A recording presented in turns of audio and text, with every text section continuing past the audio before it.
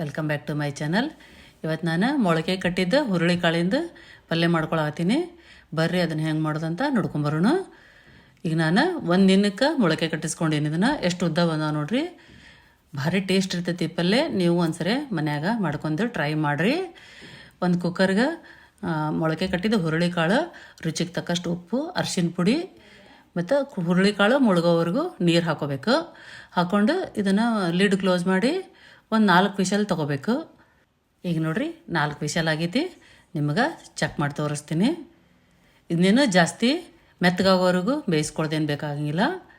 ಈ ಹುರುಳಿ ಕಾಳಿನ ಪಲ್ಯ ಮಂಡ್ಯ ಸೈಡ್ ರಾಗಿ ಮುದ್ದೆ ಜೊತೆ ಸರ್ವ್ ಮಾಡ್ತಾರೆ.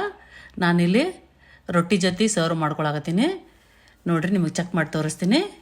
ಇಷ್ಟು ಬೆಂದ್ರೆ ಸಾಕು. ಇವಾಗ ಅದಕ್ಕೆ ಮಸಾಲ ರೆಡಿ ಮಾಡ್ಕೊಳ್ಳೋಣ. ಹಸಿಮೆಣ್ಸಿನ್ಕಾಯಿ, ಕೊತ್ತಂಬರಿ ಕಡ್ಡಿ, ಕರಿಬೇವು, ಬೆಳ್ಳುಳ್ಳಿ, ಒಂದು ಅರ್ಧ ಉಳ್ಳಾಗಡ್ಡಿ ತೊಗೊಂಡಿನಿ, ಸ್ವಲ್ಪ ಅಲ್ಲ. ಇದನ್ನೆಲ್ಲ ತರಿಯಾಗಿ ಪೇಸ್ಟ್ ಮಾಡಿ ಇಟ್ಕೋಬೇಕು. ಇವಾಗ ಒಗ್ಗರಣೆ ಮಾಡ್ಕೊಳ್ಳೋಣ. ಒಗ್ಗರಣೆಗೆ ಒಂದು ಪಾತ್ರೆಗೆ ಎಣ್ಣೆ ಹಾಕಿ, ಎಣ್ಣೆ ಕಾದ ನಂತರ ಸಾಸಿವೆ, ಹಿಂಗು, ಉಪ್ಪು ಹಾಕಿ ರೋಸ್ಟ್ ಮಾಡ್ಕೋಬೇಕು. ಹಿಂಗು ಎಣ್ಣೆ ಒಳಗೆ ಹಾಕೋಬೇಕು. ಎಣ್ಣೆ ಒಳಗೆ ಹಾಕೊಂಡ್ರೆ ಭಾರಿ ಫ್ಲೇವರ್ ಚಲೋ ಬರ್ತೈತಿ. ಆಮೇಲೆ ನೀವು ಉಳ್ಳಾಗಡ್ಡಿ ಹಾಕಿದ ನಂತರ ಹಾಕೋಬಾರ್ದು. ಇವಾಗ ನೋಡ್ರಿ ಹಿಂಗು, ಸಾಸಿವೆ ಎಲ್ಲ ಫ್ರೈ ಆದ ನಂತರ ಉಳ್ಳಾಗಡ್ಡಿ ಹಾಕೋಬೇಕು. ಉಳ್ಳಾಗಡ್ಡಿ ಹಾಕೊಂಡು ಫ್ರೈ ಮಾಡಿಕೊಂಡು ಇವಾಗ ಅದಕ್ಕೆ ಕರಿಬೇವು ಹಾಕೋಬೇಕು. 2 ಮೀಡಿಯಮ್ ಸೈಜ್ ಟೊಮೆಟೊ ಸಣ್ಣ ಕಟ್ ಮಾಡಿ ಇಟ್ಕೊಂಡಿದ್ದು ಹಾಕ್ಕೊಂಡಿನಿ. ಮತ್ತು ರುಬ್ಬಿಟ್ಕೊಂಡಿದ್ದು ಹಸಿಮೆಣ್ಸಿನ್ಕಾಯಿ ಪೇಸ್ಟು, ಅರಿಶಿನ ಪುಡಿ, ಖಾರದ ಪುಡಿ, ಸ್ವಲ್ಪ ಗರಂ ಮಸಾಲ. ಈಗ 1 table spoon garam masala ಹಾಕೊಳಕತ್ತೀನಿ.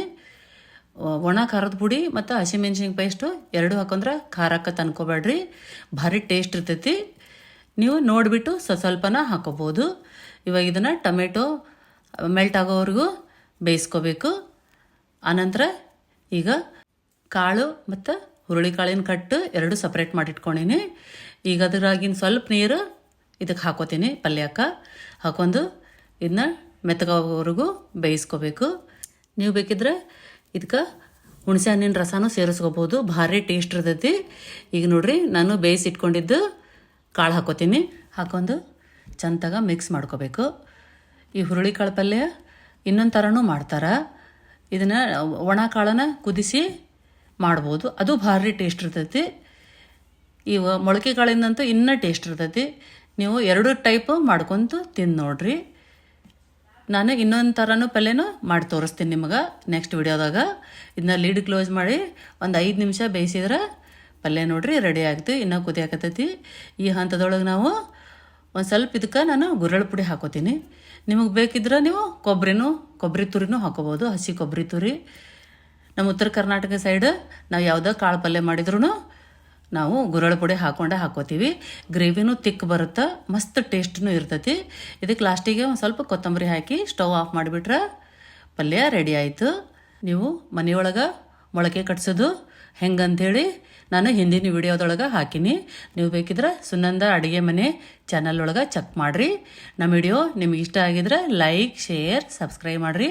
Thanks for watching.